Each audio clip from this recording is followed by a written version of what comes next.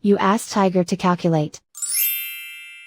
This deals with finding the midpoint between 2 points.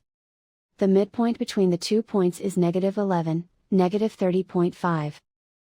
Let's solve it step by step. Plot the 2 points and calculate the midpoint using the formula.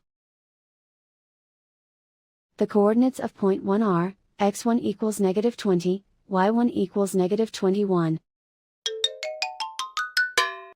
The coordinates of point 2 are, x2 equals -2, y2 equals -40.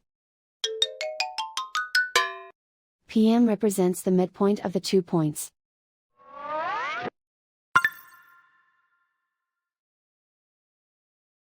Use the x values in the midpoint formula to find the midpoints x.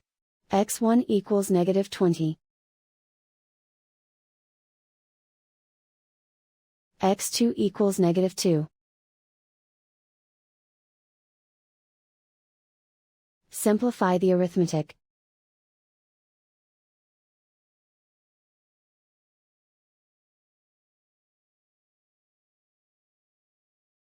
Use the y values in the midpoint formula to find the midpoints y. y1 equals -21. y2 equals -40. Simplify the arithmetic.